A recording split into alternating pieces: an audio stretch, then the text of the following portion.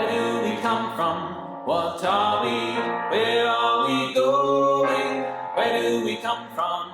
What are we? Where are we going? Hello, and welcome to Just Breathe, a podcast about Unitarian Universalist religious education for anyone curious to learn a little bit more about Unitarian Universalism. I am Ember Oak Kelly. I prefer she and her pronouns, but I am open to any pronouns. And I'm your returning host of Just Breathe, back for this episode, and thankful to Eric for hosting a great episode in my absence last month. If you haven't checked out our previous episode, make sure to give it a listen. Since our podcast is also available in video format, we practice inclusivity by sharing a visual description. I am a white, gender-expansive person wearing a bluish-gray button-up shirt with a black and gold gradient background that also features the logo for Just Breathe Season 5 in the corner. And in this episode, I am so excited to be joined by two absolutely amazing guests. I am excited to be joined by Moritz as well as Lillian Drab Braddick to explore the stretching river, a place where communities might face challenges, decisions, and opportunities that ask something new. So, Lillian and Moritz, so our listeners can get to know you better, could you tell us who you are, pronouns, visual description, and any positions you might hold or your relationship with Unitarian Universalism, obviously in less than 5 hours, preferably on that one. And Moritz, why don't you start us out? Yes, thank you. I'm so excited to be here. So I am Moritz. My name's Kinsey Moritz, but nobody calls me Kinsey, so just Moritz is perfect. I use he, they pronouns. Visual description, I am wearing a gray sweater and a brownish scarf. I have a long dark brown or dark blonde hair, and I have white skin. My relationship to Unitarian Universalism is somewhat new. I am the religious exploration coordinator at a large Unitarian Universalist church in central North Carolina. And I've held this role for a little over a year and been involved directly in Unitarian Universalism for about 2. Hi, everyone. My name is Lillian Drab Braddick. My pronouns are she, her, hers, and I'm a curly-haired white woman. I've got on a red shirt, sleeveless, because I'm warm here in Dallas, Texas, and I've got a really plain background behind me with a handmade wooden chalice. And I'm the Dean of the UU Institute and Leader Lab Learning Center and a member of Congregational Life staff here at the Unitarian Universalist Association. And I'm really excited to be here and talk about this with you all. Back to you, Ember. Thanks, Lillian. And it's so great to have both of you here. I am particularly excited about this session. I ended up writing more questions than I often do because I think this is going to be a really interesting one to dive into.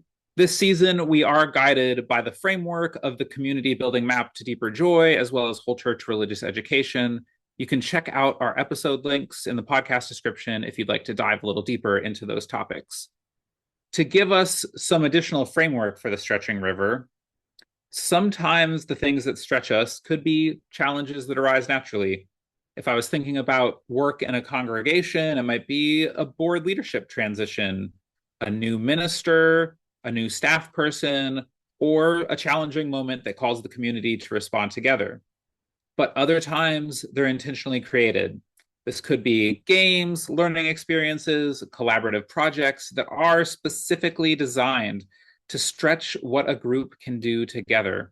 My mind automatically pictures the Mean Girl Trust Falls, but I am a millennial, so that's probably not too much of a surprise.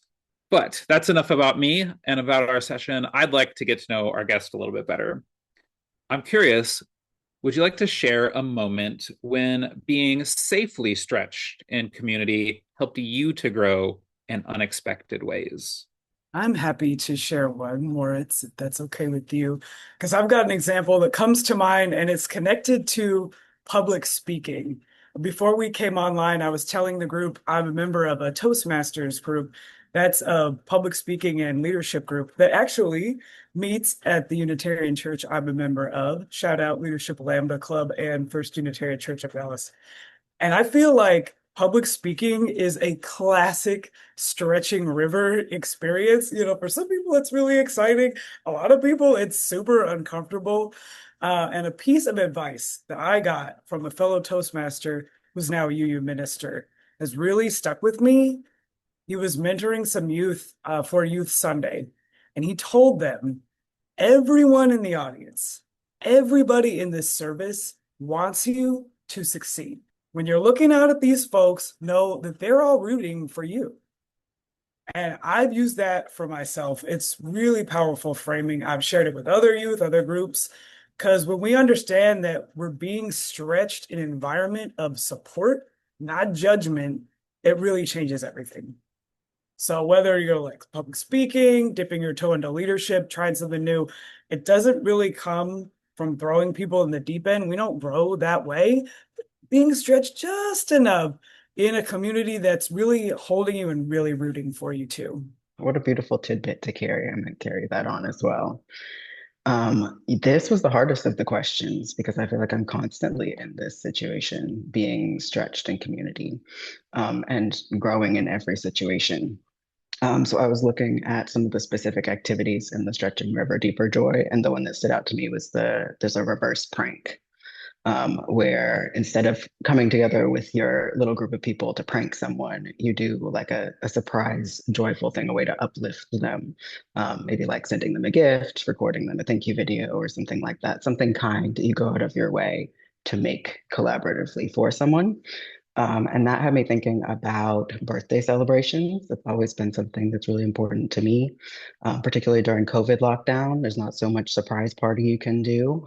So we came up with me, my family, my friend groups, my work groups came up with different ways to celebrate everyone. At the time, I was a classroom teacher too, teaching eighth grade English at a public school through Zoom.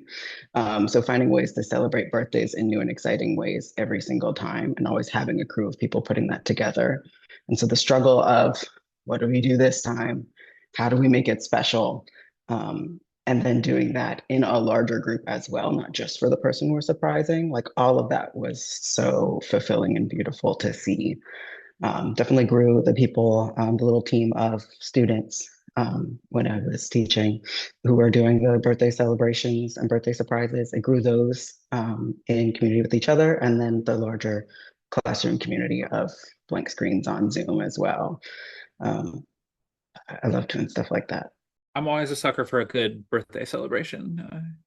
I can definitely admit that, amongst the love languages, gifts is definitely up there for me. I like to be a good celebrator, a good gift giver, so that resonates for me. You already brought up a Deeper Joy game, which is or a Deeper Joy activity, which is pretty awesome reference already. But to shift us also into a Deeper Joy curriculum, our Journeys of the Deeper Joy role-playing game curriculum has us moving through these different locations. And so I'd like to help us role play as if we are on a real stretching river. And the stretching river is kind of dangerous sometimes and is best navigated with guides who help travelers navigate the current.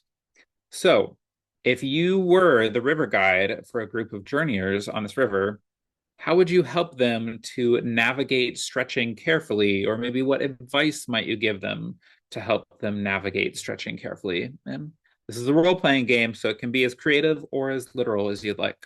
See, I saw River Guide and I assumed that I'm with them on the craft. And so my advice is listen to me. I'll be there. Listen to me.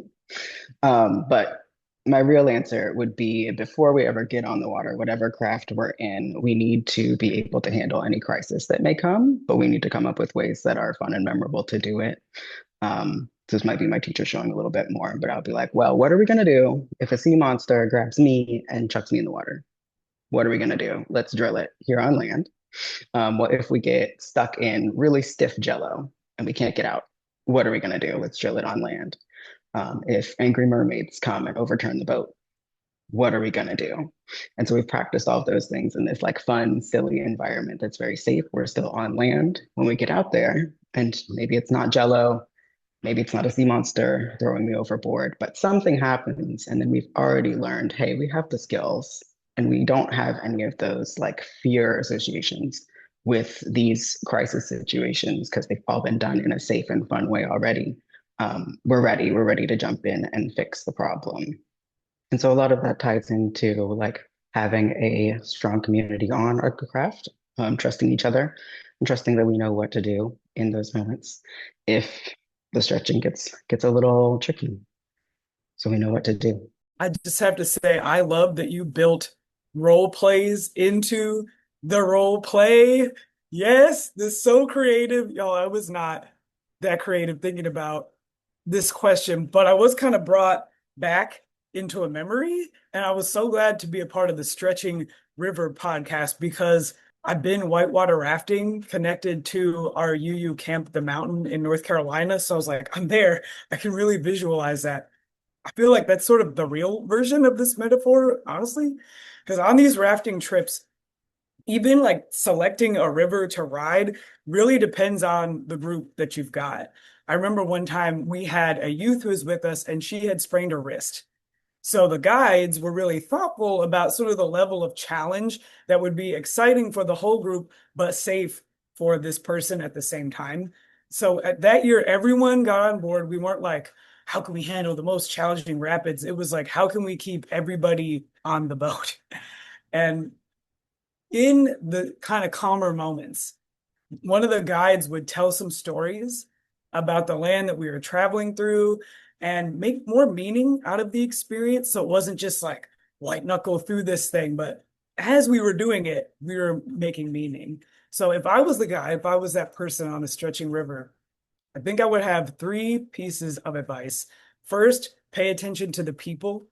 So we've all got these different growth zones. So what feels like really fun for some people might be in someone else's danger zone. So as a guide, I would be observing the group and sort of adjusting as needed. Second, kind of like Moritz was talking about, have a plan, be ready to change it. So like on a rafting trip, you might have one route in mind. The needs of the group might take a different path. I think we're going to talk about that a little bit later too. Stretching works best when everyone's feeling challenged, but still safe at the same time. And finally, building that meaning into the experience. When we have that time to reflect, we're telling stories, we notice what's happening together. I feel like that's when the growth really happens. I also love the role playing within the role playing, as well as the real. I have not been whitewater rafting, so I guess I need to add this to. Maybe we need to do a live podcast from a whitewater rafting. I'm gonna add that to our. We'll add that to next year's budget. And That might be a stretch. but so we're helping the UUA with their stretching river. But no, I mean, this is in fact, as the person who was the lead on writing this curriculum of the Journeys of Deeper Joy, the concept of the Journeys of Deeper Joy is to be a stretching river for having a safe place to practice things that might challenge you in actual community. You know, you're feeling burnt out, you're dealing with false affirmation, you're dealing with exclusivity. These are real challenges that people are going to navigate in real community throughout their lives. And so if we can have a safe container where we can explore them, it is kind of like that ability to practice in case a mermaid drags you off to the depths. So I'll have to, if I write some DLC to the curriculum, I'll have to make sure there's mermaids in it.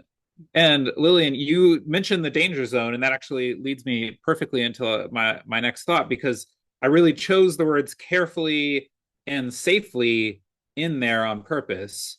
In Jenica Davis's explanation of the stretching river on the website, she connects it to the idea of the growth zone, which is between the comfort zone and the danger zone. And the comfort zone is kind of a home base. And, you know, when we're here, we don't really have an impetus to learn or grow or really do new things. And if we're pushed beyond our limits, we like to return there for safety. And the danger zone is when we've been pushed too far beyond where we can actually be doing any growth because we have shut down. We're experiencing that shutdown in our bodies.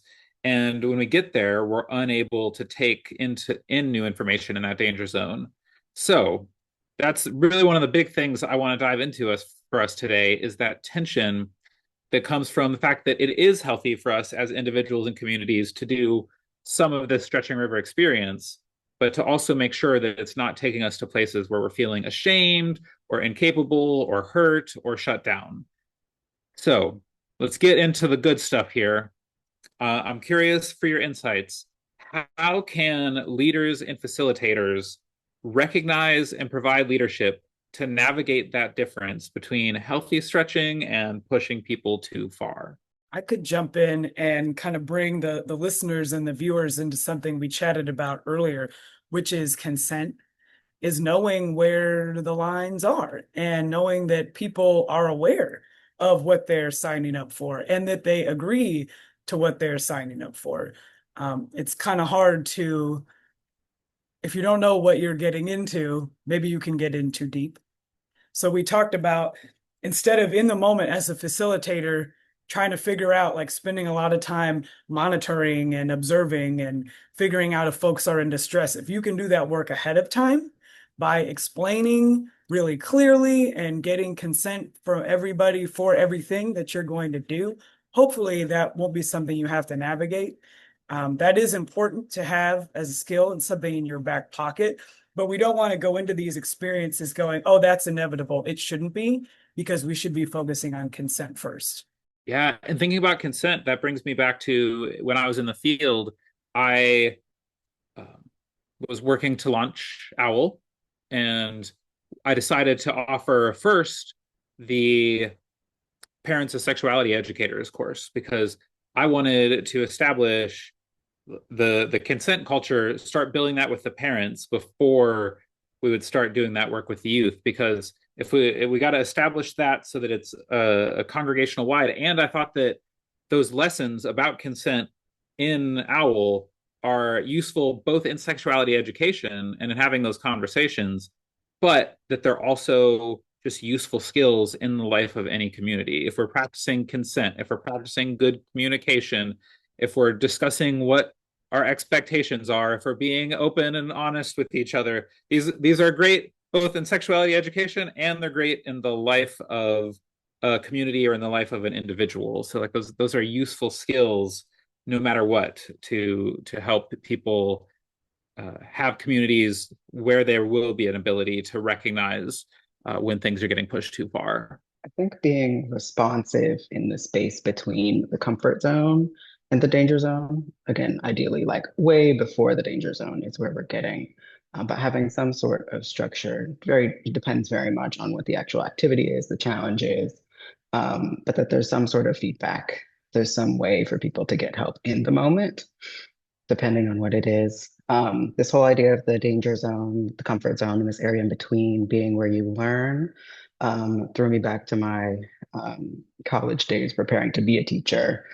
There's the zone of proximal development from educational psychology, developmental psychology, talking about the area of growth between like where you are before and what you're able to learn with the guidance of a more experienced, more knowledgeable in what you're learning teacher of some sort or mentor or guide. And I think that that is applicable here too. So if there's some sort of leadership that you can work into, whatever the situation is, if there's a mentor that perhaps people could be connected to, depending on the stakes, if it's just like a little game where you're surprising someone that's a little bit lower stakes, but if it's something out in the community, some like bigger initiative, something that's a little bit more challenging, making sure that people have a little bit of guidance during that portion where they can learn in the moment. I think later we'll get on to the reflection piece, which is super important for synthesizing that knowledge and that growth and growing the community together. But there's a lot of little steps that you can take, I think, while you're in the stretch or the struggle, way before it gets to danger, that can be really helpful. Well, I'm curious. I especially am curious on this next question, more. It's with the background in education, with the work from working in a school setting. I'd really be curious your thoughts on this next one, which is what are some of the signs you can watch for that in your experience, so that you've learned to notice for when someone or when a group, because this can be individually, you might notice one individual particularly, or you might just really notice the whole group struggling, when that slip from this positive developmental area moves into the danger. What are some of the signs that you've noticed? I'm curious both your thoughts, but particularly Moritz, I'm curious for that educational experience from school setting. Yeah, this is really important to me and so complicated. I could talk for multiple hours about just this question. again, I think the most important thing is consent, making sure people know what they're signing up for. And in my experience working with like youth and particularly eighth grade for all of these years, um, making sure that they know what their line is, like what the danger zone is for them. Sometimes they may have not thought through it explicitly. And I think it's helpful even for adults. We don't always think about like, what does it look like when I am uncomfortable? What are the signs that I'm getting a little bit out of my depth? Um, Ideally, they don't get out of their depth. They're stopped and safe way before anything like that. But just knowing what those signs are in yourself, that way you can perhaps take a step back. Because as good as we can be as far as like being the facilitator or leader in these situations, and as diligent as we can be about seeing when somebody is maybe going a little bit too far, they're always going to be able to like be feeling those things before we can see them, whether they can recognize that or not. People's behavior and responses to being overwhelmed is going to be really, really different, considering different ages, different experiences, different cultural backgrounds, neurodivergence, all of that. Generally, disengagement, a big change in however they're engaging with the situation, any kind of reactivity, or getting like too focused on little details versus the goal that has been established, I think is something that can happen. One thing I think I forgot to mention in the previous question is what's so important in these situations where you're asking other people to grow is being able to model the kind of communication and the kind of um, presence that you're asking for. So you say, like, I know I would be out of my depth if I started behaving this way, or like, I know this one thing is beyond what I'm willing to do.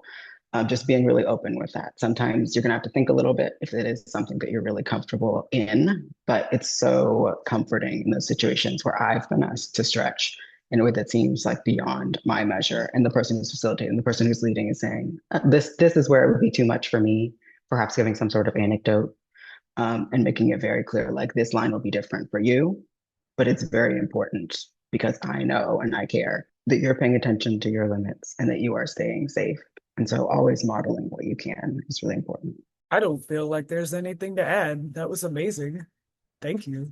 No, that was some excellent thoughts, and is also, you know, you're helping my segues for me on this because you already brought up, you know, that these zones are different. This is something that's brought up in the Deeper Joy framework, is that growth zones are going to look differently. And one of the challenges, if we're in a religious education setting, if we're in a congregational setting, these different settings we have, if we're designing experiences, how can we do well to design experiences that stretch people, that challenge us, but also respect that there is going to be that wide range of difference? There's a example that I'm sure a lot of folks can resonate with, which is just taking like a yoga class where you get in there and they are, all right, you can do it this way. If you are kind of new, you can try an intermediate way. If you've been doing it a little while, if you're very advanced, here's one way you can approach this pose. And I think that works if you're able to offer options and ways to participate. So like in a Unitarian Universalist circle, it's often, here's the check-in, here's some question prompts you might use, or you can share however you feel led, and you can also pass. So giving people options in the moment, I think, is really useful. Perhaps we feel like, oh, that's too much planning, but that's that having a plan A and a plan B. Give folks options. Let them choose their own level of risk. And we know that that person that often passes the first few times will kind of start dipping their toe in, will start saying something when they feel ready and not before. So that's their prerogative. I love that analogy to yoga because I was actually talking about this the other day, not in the context of stretching, yoga, also funny. But so there's different yoga teachers at the place that I'm going, and there's one that's a particularly excellent because we're going through the same sort of set of poses multiple times, and every single time he starts with the most basic one, and we go through it that way. There's no extra options or anything added on. If you know you've done doing this, you know that you can do it, like from a full plank or whatever. But it always goes through on the basic one. So basically everyone in the class can do it. And then the next time we go through, it's like here, and this is another option. It's not like, and if you're more advanced, it's just here's another option. Here's something else that you could do. We go through it again, then it's the one that's like too scary for me still. But it's the same flow versus some yoga teachers will be like, here's the basic one, like the middle one. And then you can modify up or down. So I think sort of gently getting people into the stretch. Again, this yoga analogy, but gently getting people into the stretch, giving them something easy to build that sense of community. And we're all here to do this thing. And then here's other ways to make it a little bit more challenging. I was thinking with this question about different things that I may have done with my youth group. And there are some of these youth who are excellent at particular things. One that's particularly excellent at organizing, one that's particularly excellent at public speaking. And so putting them in situations where they may need to use those skills, talking to those individuals and say, hey, I know you're great at public speaking. I love listening to you speak, and I would love to give this other person an opportunity. So you're giving some affirmations where it's due, and then also just like asking them to stretch in a way that they're not used to, in the context of giving them like a big congregation-wide task or something that they're going to do. Just showing them that there's different ways that they can stretch beyond, okay, we've got this big challenge to do. Let's do what's comfortable for us, giving them ways to plug in that are a little bit different. I'm trying to think if this has actually come up on any previous podcast, but I actually did complete a yoga teacher training in the past. So I'm fascinated with this coming up. And I'm actually a little bit over a year and a half into doing daily yin yoga. And so the yoga reference immediately made sense to me, especially because I know that when I first started yoga, that I was okay, well, I see the advanced people doing the really advanced thing. How do I do that right now? And yoga over the years that I've engaged with yoga since, oh gosh, I think it's all the way since feeling old all of a sudden, but I think I started my yoga experience back in like 2014 or so. And I at the beginning I was very much, dive in, go fast. I need to be doing headstands and handstands within my first like 3 months, and had that excitement, but then also burnt myself out a little bit and had to take a little bit of break. But yoga has always come back now as a thing that is very calming, because it is, okay, there isn't a perfect here. There is a what my body is capable of. There's a being aware. It's been a real wonderful experience for modeling all of these things that we've been talking about. And especially, I think, a lot of yoga is moving towards good consent culture on stuff too. Like, hey, let me know if you're okay with me, like physically correcting your pose, instead of people just coming in and do so. Some really great modeling of stretching river behavior in yoga there. And in fact, I think yoga for me also, even though I often practice solo at home, it's been a real connecting experience. It's been a real I have, my mentor, I have folks that have been very important people in my lives because of that experience. So that's my segue into letting us think about the communal aspect of all of this. We've been talking a little bit about identifying individual behaviors and kind of the scene setting, but I want to think about how we stretch or don't stretch in our communities. So in thinking specifically, our congregations, the things we do in religious education, why is it important for us to experience challenges together rather than just staying only in the comfort zone? And with a little bit of a whole church lens, if it fits here, how do we do this well across ages as well? I could tell you about a time when I worked with youth and we went on annual service trips. And I feel like taking that week to do hard things, there was manual labor included. There was often like specific challenges, kind of ropes course worked in as well. And sometimes the challenge was just, it was really hot. We are in the South. It was not always comfortable. And we were doing labor out there under the sun. I always felt like it was an investment in the group that carried the rest of the year.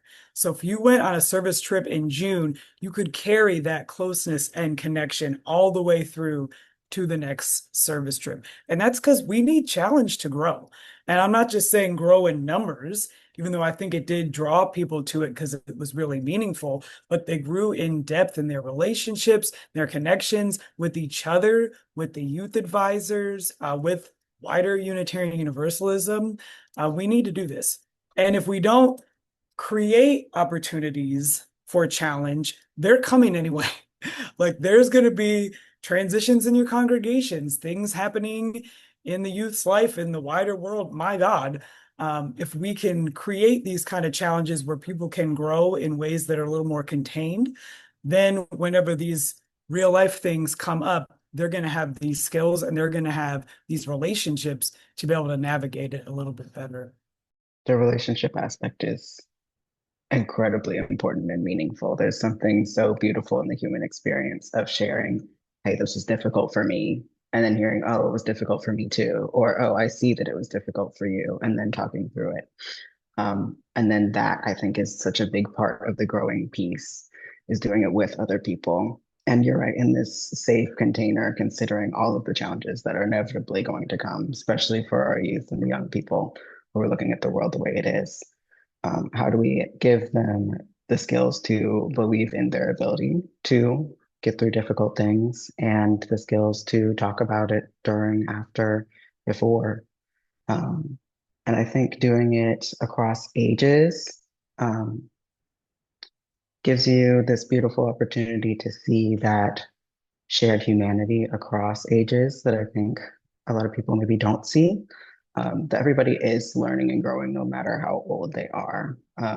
Specifically thinking about the teens that I work with, the intergenerational activities that we've done where they'll come away from it and I'll be in these conversations where they're reflecting and being like, wow, the elders, they're still learning. Like I taught them something and they're really excited to learn, or they're working on this new skill, or they're going through this challenge. And like, it's similar to me. Like one of them is beefing with their best friend. And I was like, oh, I've done that. Like I've been there. Um, and that opens them up to a more beautiful connection with people across ages beyond that too. Just knowing like we may have more in common than we think, and that particular beauty of sharing that vulnerable space that something was difficult. I made it through, and I'm able to talk about it now. That intergenerational storytelling is so important. And funny enough, the day of this recording, the both this morning and last night, I ended up having pretty major conversations with both of my kids about worries that they were dealing with. It was a thunderstorm for one, and the challenges of growing up and being in middle school for the other. And you know, the real powerful thing in a lot of those conversations is being able to share the ways that you're still navigating similar challenges or how you navigated those challenges when you were their age. That sort of intergenerational learning by storytelling, by sharing about things that are going on in our lives is such a powerful tool for helping realize that we're not alone in this struggle. And the work I've done in activism circles, that was why I was always thankful for those who had been in the work for a long time sharing with me, because I was like, oh, there is so much wisdom to be here. And this isn't the first time this sort of thing has happened. In fact, the X community might have already litigated this 10 years ago, and now we're just doing it again for fun because it's on the internet now. But there's so much wisdom in being able to learn across generations through that shared storytelling. And in thinking about how challenging the world is, I really do think that that's a special thing that our congregations can offer both for young people and for adults, is providing that space for praxis, for learning something, trying it out together, reflecting on it, learning, reflecting, trying, this continued cycle of, we're learning, we're gathering information, we're trying things out, and that's a constant feedback loop. And we learn so much more deeply about doing that. And I think that's a real focus for these stretching river type moments and activities. So why is this reflection and meeting making so important after groups go through challenging or stretching experiences? Or how do you help a kid scared of thunderstorms when you were also scared of thunderstorms at his age too? I was thinking when you were chatting about um, sort of stressful situations, if we're not reflecting, sometimes this stretching can sort of just feel like stress. That reflection is what turns the experience into a teachable moment or something we can learn from. You were talking about the praxis cycle. Um, when you talk about what's hard, what worked, what you learned about yourself, and what you want to do differently next time. That's what Moritz was chatting about, sharing about. We did this in a bead ceremony every night on these service trips that I keep coming back to. All these memories are flooding back to. And every day you'd kind of watch how people were growing. And then at night we'd sit around in a circle and folks would have like a little bead and they would share like, hey, Ember, I saw last night it was storming and you were scared, but you gathered some people around you and you got some support and you felt better. And I just want to lift that up and give you this bead as a token of your growth.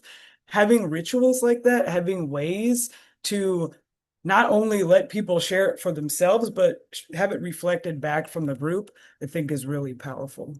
Oh, absolutely. So reflection, I think, immediately conjures up, oh, I'm going to write in my journal. I'm going to think about like what happened to me, what the internal experience of this challenge was. But the beautiful part of reflecting in community is saying those positive things about other people's experiences. I saw you go through this really difficult thing, and I really admired what you did. Or I know that this was particularly difficult for you, and I'm so proud of you for getting through it. And the ritual just makes that so much better. I love that idea of the beads to give someone that physical little piece of a memory of a triumph that they had or a challenge that they overcame. I think reflecting in community too allows you to learn lessons that maybe you didn't necessarily learn. But if it was a shared experience and somebody was doing some other aspect of it and they came away with some important takeaway, you wouldn't know about it if you didn't do that reflection in community. You've learned what you learned, but you haven't learned the experience of the group or of people who took on other roles in the group. So that attentive listening is going to expand that learning beyond what you yourself physically or in your own mind learned. What did the group learn? And then a more cohesive big takeaway can be taken from all of those different lessons. And then hearing about other people's lessons that they've learned sometimes can save you from having to do that stretching on your own in the future, especially if it's something that you do have a strong association with, because you were there. You didn't feel that particular stretch, but you were there, and you're seeing the outcome of it.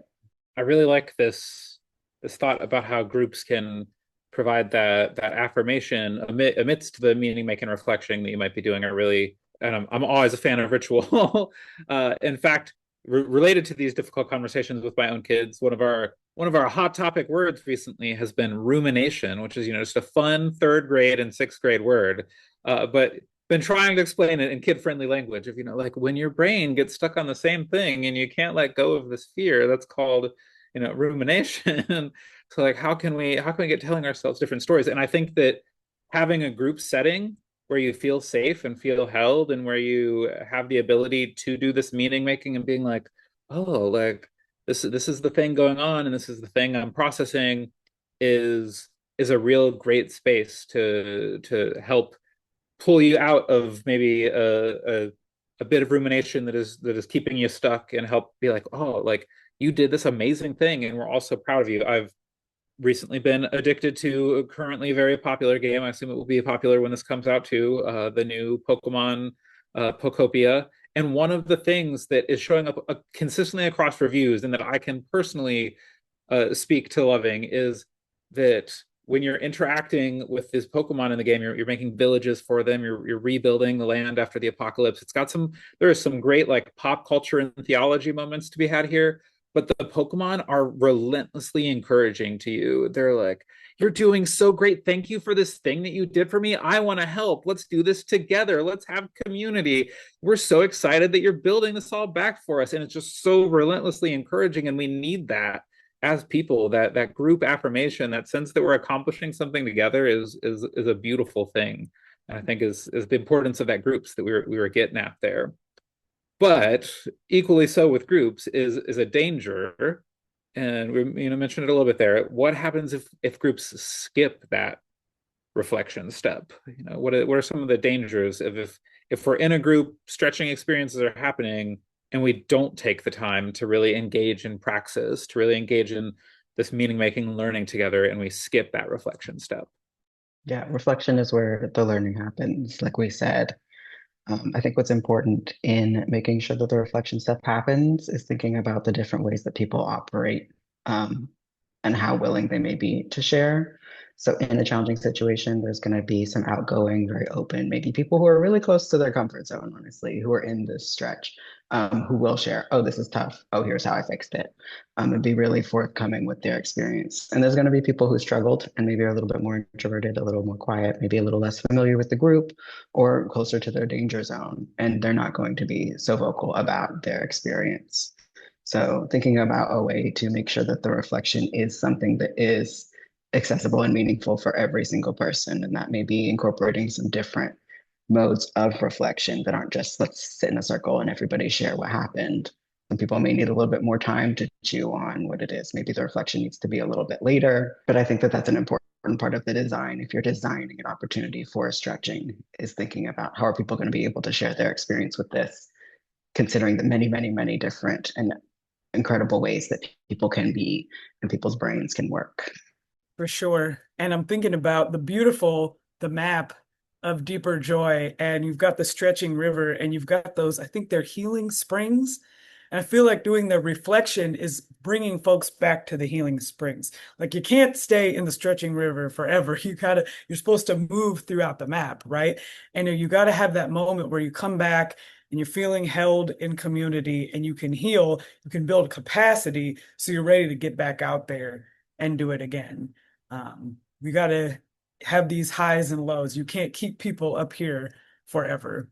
We have to keep moving around the map. That's the whole point of it, is that so many of our developmental timelines, they're step A, B, C, D.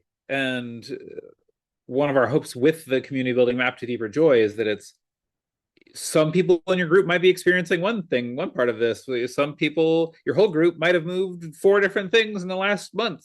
These are not forever and always moments. You don't want to be if your group's staying in the stretching river for a few months, then you're probably doing something wrong, and people are going to step away because they don't want to be involved in something that is constantly stressing them out, constantly asking too much of them.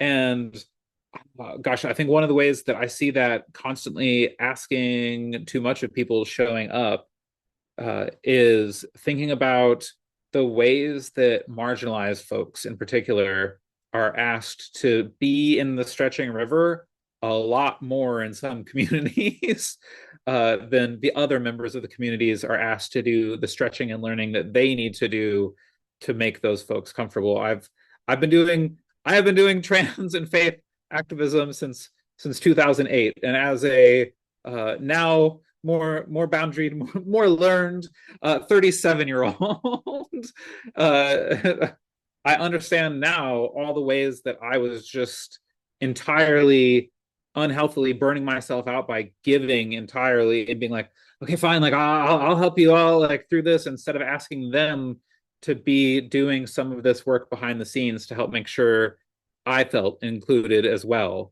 And I have personal experience of this one, and that's going to cause you burnout. That's going to cause you to step away from communities, because you're going to be like, why should I constantly show up if I'm always in the stretching river while everybody gets to be at Healing Springs, gets to be at Canyons of Deeper Sharing, gets to be hanging out, and I feel like I'm just stuck here 24/7. And struggling with that, how do we work towards inclusivity in ways that maybe ask the people with power to do a little bit more of the stretching? I could dovetail onto that. I appreciate you being so honest that not everyone gets asked to stretch in the same way. And that folks with less power sometimes asked to be really patient or to educate others or to honestly tolerate a discomfort so other people can have a stretching moment. And that's not right. Because stretching done properly means paying attention to who's being stretched and who's kind of being protected from doing some of the stretching too. I like what you said about asking folks in power to be invited into the growth zones. Some ways we could be doing that is getting folks to accept feedback. That's part of growth. You have to be willing to really listen to folks' feedback and take it into account to listen more. You often see this in our covenants, move up, move back. Sometimes we need to move back a little bit, and just try new ways of sharing leadership. If you're used to being on the mic, sharing it with somebody else. We don't want to be pushing folks with marginalized identities into the danger zone. And we want the whole community to build capacity together. Just do it with honesty and compassion. And I feel like we've got a lot of resources for folks on this, and this is one of our growing edges for sure. Very important question. I'm so glad it's included here. And this point of some people in these situations are going to be in the stretching river and really not get an opportunity to be in the healing alcove, healing pond. I don't remember what it was, but the healing spot. They won't get to be Healing Springs. Healing Springs. Okay. That they don't really get to be in the healing springs because even in the healing springs, maybe in this community that they've been stretching with, like those people have been stretching them beyond what the actual intentional ask is, because they are asked to represent or asked to speak for their marginalized community, and have to do that advocacy during whatever the stretching opportunity is. So I think bringing up covenant is exactly it. And again, going back to modeling, if you are a leader, if you are someone in power in this situation, being open and sharing as much as possible so that way people feel empowered to open. And if you are someone in power, and or someone with a like societal position of power, if you're white, cis, straight, and you see other people who are also in that dominant group or that group that's in power, behaving in ways that are not aligned with how you would like to be operating as a group, like taking that initiative to speak to them directly or during a reflection piece that is not putting that onus of calling out, calling in, addressing, on someone who has one of those marginalized identities, just taking that initiative of, oh, this didn't sit right with me, or oh, I know that this isn't quite right, and I'm gonna use this opportunity to help make this whole situation a little bit better and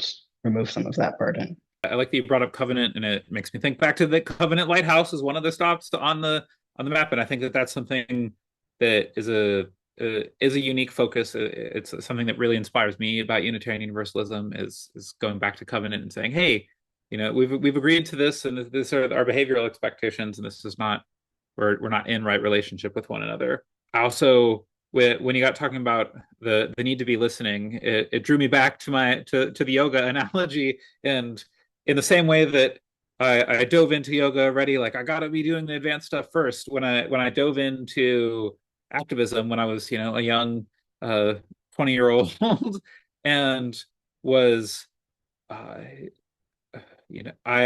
thought, okay, I've got all the answers if everybody just listens to me, like it's gonna, finally all be figured out. Like, and one of the biggest learnings from being involved in justice work since that time of my life has been to learn the power of listening, and how there are so many more times that I need to be the one listening than I need to be the one talking, which is, very rich as I am the podcast host here. But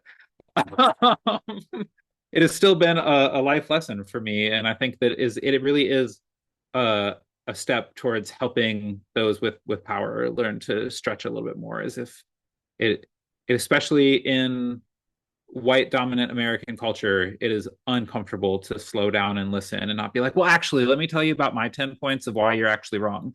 That's an uncomfortable experience for a lot of people. And it is really important for us to step back and listen sometimes. So what becomes possible for a community that learns how to stretch together? And, how can we as communities become welcoming of these stretching opportunities? And I'm automatically drawn to thinking about how we talked about practicing and how if you've practiced it, then you're more prepared when the thing actually happens. But what becomes possible for communities that are learning how to stretch together? I can share kind of briefly because when you said close my mouth and listen, there's a lyric to a song, Eric Bliss, who's here, he knows it well, called Resilient. And it's one of the lyrics, and I'm not going to sing it. I will not subject you to that. But that's what our communities can become. If we do this together, if we invest in each other in this way, if we do hard things as a group, we become more resilient. And that's what we need right now more than anything. We need to be more flexible. We need to be more resilient and more connected.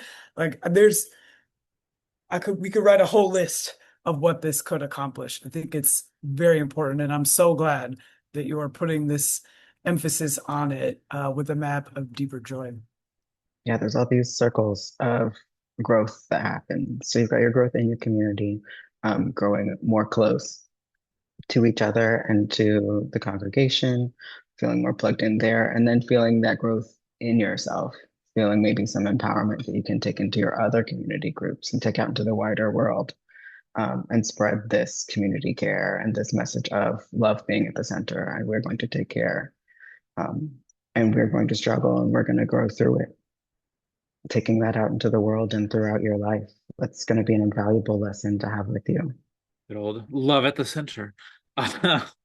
So for final words from our guests, and I actually love at the center kind of makes me think about this, is what helps you maybe stay nurtured, stay opened, when you're in that growth zone, what helps you be able to stay open to that growth or to feel nurtured amidst that growth?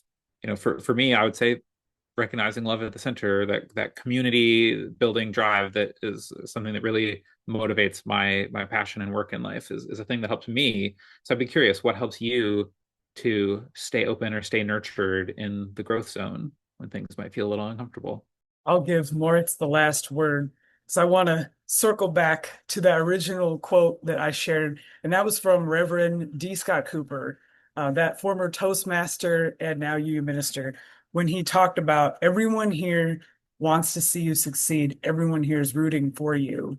That's what I hold on to. Whenever you're in a tough moment, whenever you feel like, oh gosh, it's so hard to speak in public. It's so hard to get feedback. It's so hard to do these things. Everyone here is rooting for you. We want to see you succeed. And that's that love at the center. We are a community, Unitarian Universalism. If you feel supported, you can do a lot of hard things. So thank you for asking, and thank you for having us. There's really nothing like the strong support of a community. I think what I remind myself of when I am personally feeling stretched or uncomfortable is that it's just a blessing to be able to go through struggles, to be grateful for every opportunity, because everything is an opportunity if you framed it that way. Sometimes that's easier to do than other times. But always going back to that, finding something to be grateful about. And sometimes the thing that you're grateful for, the thing that you're grateful about is the struggle that you're able to go through it. And you'll get through it. I do a lot of personal reflection too, and thinking about the things that I've gotten through in the past, and that I've always found a way to go through it. So the endurance and the resilience that I've seen, and that I know that I'm just going to continue in that direction, and that I do want that so genuinely and deeply for the people around me as well, and they have my back the same way. That this is a supportive and loving community, being open and sharing when things are difficult encourages other people to do the same thing. And so there's some parallel growth that can happen when you're sharing these moments that mean a lot to you. That sharing can be really meaningful for others as well. And yeah, thank you so much. It's been great to talk to you and meet you, Lillian. And thank you so much for having me on. Yes, thanks so much to our incredible guest. This was every bit the beautiful discussion that I expected, and I'm really excited to get to share this out with folks. This was incredibly insightful for me on a personal level as well. We are available on all podcast streaming platforms as well as YouTube. You can follow us on Instagram at Just Breathe Pod. Don't forget the 2 U's. And spread the word about your favorite Unitarian Universalist podcast. If you have made it to the end of this podcast and Unitarian Universalism is new to you, I would recommend heading to www.uua.org to learn a little bit more about Unitarian Universalism. And we are so excited to continue to explore whole church religious education and community building map of deeper joy together with you this season. And we already got the advanced preview because next episode, we're heading to nurturing ourselves at the Healing Springs. Thank you to our listeners and our guests. Mystery, mystery, life is a real mystery.